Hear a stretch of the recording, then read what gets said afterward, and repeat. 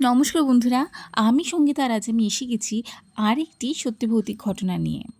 আজকে এই গল্পটি পাঠিয়েছেন ইয়াসির আরাফাত রামিম।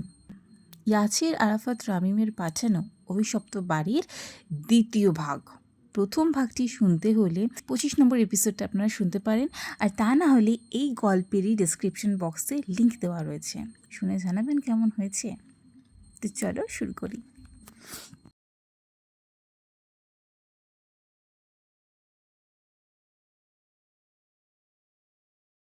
গত পর্বের পর এদিকে উপর মহল থেকে আগের চেয়েও বেশি চাপ আসায় তারা বাধ্য হয়ে এই কেস পুলিশের হাত থেকে সিআইডির হাতে হস্তান্তর করে। এবার নতুনভাবে সিআইডিরা তদন্ত শুরু করেছে। কেসের তদন্ত সেই প্রথম থেকে আবার শুরু। তদন্ত চলতে থাকে। এই তদন্ত শেষ হতে না হতেই আর একটা আত্মহত্যা, সেই একই তারিখে, পরের মাসের 13 তারিখ। একই পদ্ধতিতে ঝুলন্ত মৃতদেহ উদ্ধার, আর এবারেও পুরুষ, বয়স 28। আর এইটারও একই অবস্থা, কিডনি, লিভার, কলিজা নেই। এটা মনে হচ্ছে এরও এসব অঙ্গ কখনো ছিলই না। এবার সবাই অবাক, সবাই বেশ ভীত, সবাই বেশ আতঙ্কিত। পরপর 4টি আত্মহত্যা নাকি খুন। সিআইডিরাও হিমশিম খাচ্ছে, এত তদন্ত করেও কোনো প্রমাণ পাচ্ছে না।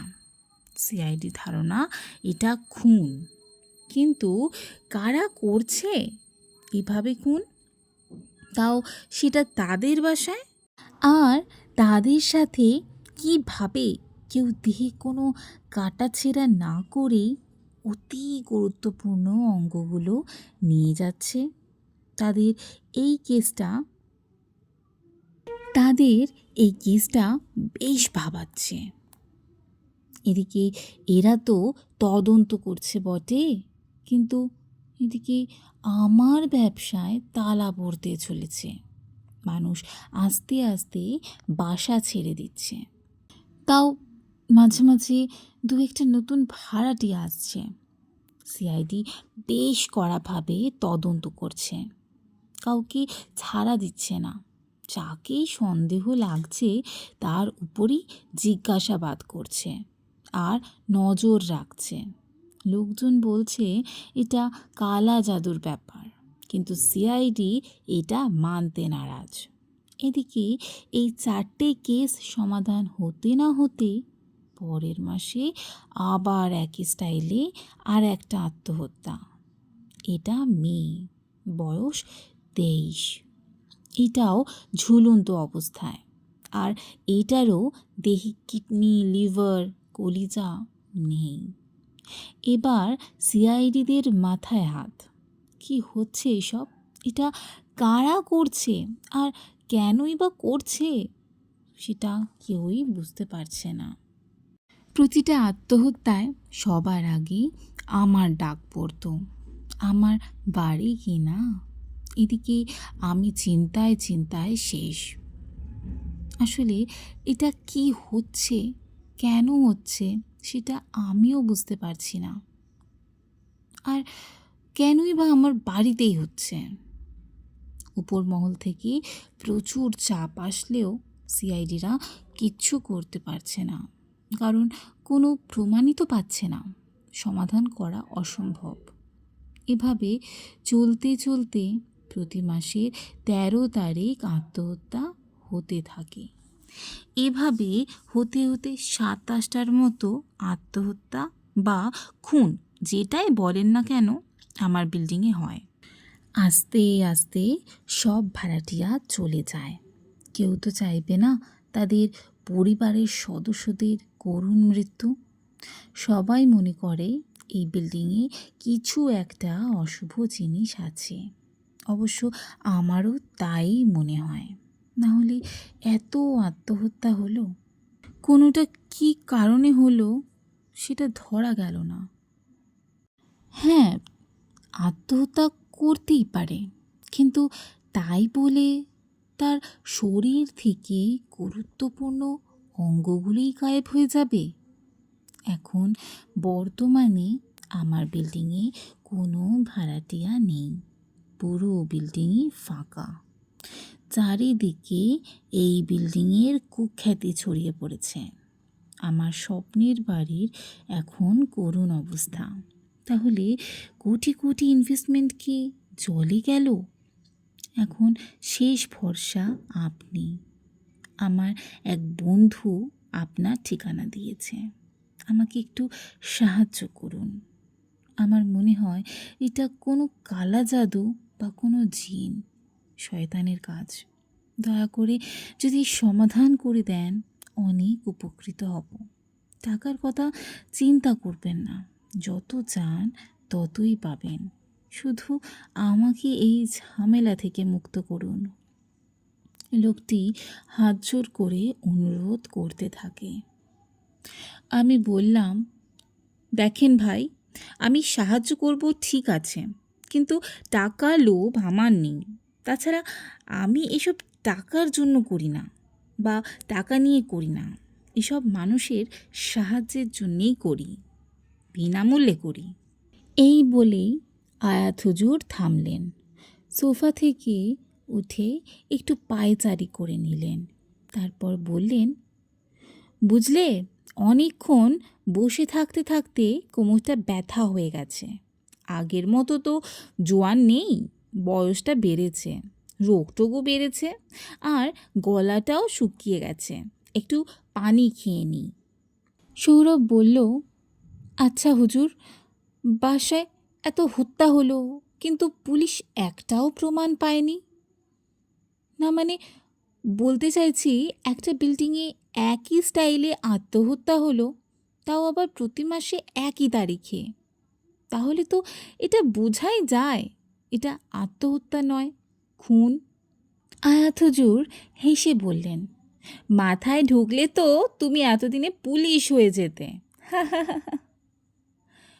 সৌরভ তখন ঠিক এমন বলে, হুজুর মজা করলেন আমার সাথে? আয়াত হুজুর তখন বলেন, না, মজা কেন করতে যাব? আর তুমি এত কথা বলছো কেন? ঘটনা যখন বলছি, তার মানে ভেবে নাও এটা সমাধান হয়ে গেছে। আস্তে আস্তে আমি সমাধান কিভাবে হলো সেটাও তো বলবো। তুমি সে পর্যন্ত ধৈর্য ধরে শুনতে পারছো না? এত অধৈর্য হলে হয়? একটু শান্তভাবে থাকলেও তো পারো। আমি বললাম, ওর কথা বাদ দেন হুজুর, ও সবসময় একটু বেশিই করে, আপনি বলতে থাকুন। আয়াত হুজুর আবার বলতে শুরু করলেন। আমি তাকে বললাম, আচ্ছা সবই বুঝলাম, তো আপনি কি আমার আগে অন্য কাউকে আপনার সমস্যার সমাধানের জন্য বলেছেন? লোকটি তখন বললেন, না হুজুর, আপনার কাছেই প্রথম আসলাম। তখন আয়াত হুজুর বললেন, ও, আমার একবার আপনার বাড়িটা দেখা দরকার। প্রত্যুত্তরে লোকটি বললেন, হ্যাঁ অবশ্যই, কখন যাবেন বলুন? কাল সকাল 10টায় আসুন। তখন আয়াত হুজুর বলেন যে, আচ্ছা ঠিক আছে, তাহলে এবার আমি আসি, আসসালামু আলাইকুম। সে চলে গেল। এদিকে আমি তার ব্যাপার নিয়ে ভাবছি এটা কিভাবে সম্ভব যে কোনো রকম কাটাছেঁড়া না করেই ভেতরের অঙ্গগুলো নিয়ে নিচ্ছে। এটা সাধারণ কোনো অশারীরিক কাজ হতে পারে। এটা এমন কেউ যার অনেক ক্ষমতা আছে, যে বেশি হিংস্র। কালকে তো সেই বাড়িতে যাবই, বাড়ি দেখলেই বোঝা যাবে। পরের দিন সকালে লোকটি 10টার দিকে গাড়ি নিয়ে এলো। আমিও আগে থেকেই প্রস্তুত ছিলাম। আমি গাড়িতে উঠে সে অভিশপ্ত বাড়ির উদ্দেশ্যে রওনা হলাম। প্রায় 1 ঘন্টা পর গাড়ি সেই বাড়ির সামনে গিয়ে থামল। আমি গাড়ি থেকে নেমে বাড়ির গেটের সামনে গেলাম। সত্যি বলতে বাড়ির ডিজাইন অসাধারণ। বিশাল বাড়ি, এই জন্যই তো বলি এই লোক এত টাকা থাকতেও কেন এই বাড়ি ছাড়তে নারাজ। লোকটি তখন বলেন, হুজুর এটা সেই বাড়ি, এবার কি করবেন দেখুন। তখন তখন আয়াত হুজুর বলেন, চলুন ভেতরে যাই, তারপর দেখা যাবে। লোকটি পকেট থেকে চাবি নিয়ে বাড়ির গেট খুলল। ভাবতে অবাক লাগে এই বিশাল বাড়িতে কেউ থাকে, নেই কোনো দারোয়ান, নেই কোনো কেয়ারটেকার। বাড়িটা অনেক বড়, আর প্রতি তলায় প্রায় 25টার মতন ফ্ল্যাট, অথবা এর চেয়েও বেশি। আমি গুনে দেখিনি।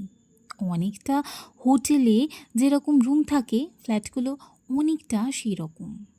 আমি মোটামুটি 3 তলা অবধি সব ঘুরে ঘুরে দেখতে থাকি। 10 তলা পর্যন্ত ওঠা সম্ভব নয়, তবে আমি ফ্ল্যাটের ভিতরে ঢুকে দেখিনি, এমনিতেই গলিতে হেঁটে দেখেছি। আমার কেমন যেন মনে হচ্ছে এই জায়গায় ভয়াবহ কোনো জিনিস আছে। জিনের মানুষ মারার মতো হয়তো ক্ষমতা থাকবে, কিন্তু অঙ্গ গায়েব করার ক্ষমতা তো থাকবে না। এটা নিশ্চয়ই কোনো শক্তিশালী অশরীরীর কাজ। তখন আয়াত হুজুর বলেন, আচ্ছা প্রায় অনেক তো ঘুরে দেখলাম, আমি চাইছি আজ রাতে এখানে থাকতে। আমিও দেখতে চাই এই জায়গায় কি আছে।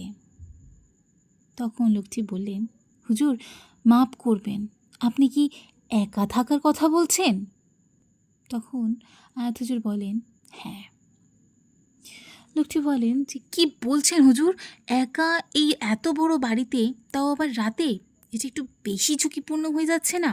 আপনি বললে আমি আরও কয়েকজন লোক ঠিক করে দিতে পারি, যারা আপনার সাথে থেকে আপনাকে সাহায্য করবে।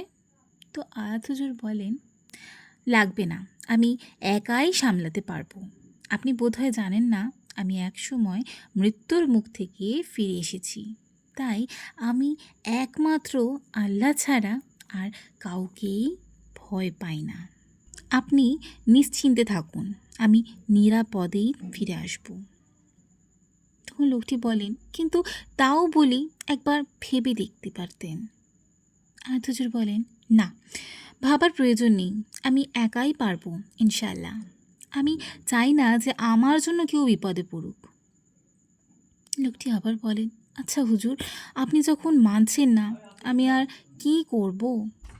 সাবধানে থাকবেন। তো রাতের কয়টায় আসতে চান? তখন আয়াত হুজুর বলেন, 1টার দিকে, কারণ ওই সময়টাই ভালো হয় এসব অশরীরীকে ডাকার জন্যে। তো লোকটি বলেন, আচ্ছা হুজুর, আমি 1টার দিকেই আপনাকে নিতে আসব, আর আমি আপনাকে বাড়িতেই নামিয়ে দিয়ে কিছুটা দূরেই আপনার জন্য অপেক্ষা করব। তারপরে ঠিক রাত 1টার দিকে লোকটি গাড়ি নিয়ে এলো, এসেই গাড়িতে হর্ন দিচ্ছে। আমিও আগে থেকেই সব কিছু গুছিয়ে নিয়েছি।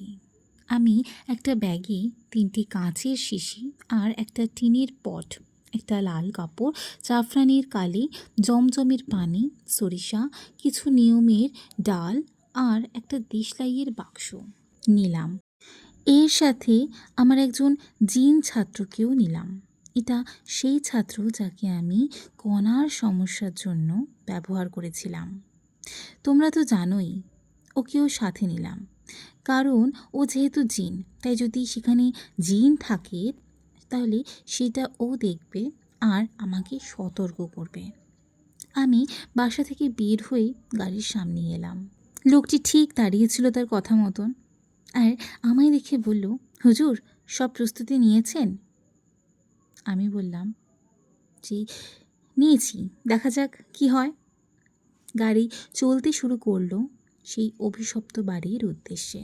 সেই বাড়িতে সেই রাতে অমাবস্যা ছিল, তাই চারিদিক যেন ঘন কালো অন্ধকার ছিল। গাড়ি চলতে শুরু করলো সেই অভিশপ্ত বাড়ির উদ্দেশ্যে। সেই রাতে অমাবস্যা ছিল, তাই চারিদিক ঘন কালো অন্ধকার ছিল। জোরে জোরে হাওয়া বইছে, মনে হচ্ছে কোনো ঝড় আসার পূর্বাভাস, আর আকাশে বিজলি চমকাচ্ছিল, একেবারে যাকে বলে পারফেক্ট ওয়েদার। তো বন্ধুরা, আমাদের এই অভিশপ্ত বাড়ির আজকের পর্বটি আপনাদের কেমন লাগলো অবশ্যই কমেন্ট বক্সে জানাবেন। আমি তো ভীষণ এক্সাইটেড এই ঘটনাটির তৃতীয় ভাগ শোনার জন্য।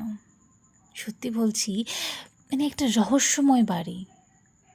বড় বড় পুরানো বাড়ি বা রাজমহলের মধ্যে কত কিছুই না রহস্য লুকিয়ে থাকে। আর এমন একটি বড় বাড়ি যার মধ্যে এত রকমের ভাড়াটিয়া, নতুন নতুন মানুষ, আলাদা আলাদা বিভিন্ন জায়গার মানুষ এসে বসবাস করেন। কোথায় কে কী করেছে কেউ জানে না। হয়তো এর তৃতীয় ভাগে আমরা জানতে পারবো সেই রহস্য উন্মোচন হবে। অপেক্ষায় থাকলাম আমাদের এই অভিশপ্ত বাড়ির তৃতীয় ভাগের জন্য। আপনাদের কেমন লাগলো অবশ্যই কমেন্ট বক্সে জানাবেন। ও হ্যাঁ, যদি আপনাদের জীবনে ঘটে থাকা কোনো ভৌতিক কাহিনী আর যদি ভালো লেগে থাকে তো অবশ্যই লাইক, কমেন্ট, শেয়ার, সাথে সাবস্ক্রাইব করে পাশে থাকা বেল আইকনটা প্রেস করে দেবেন।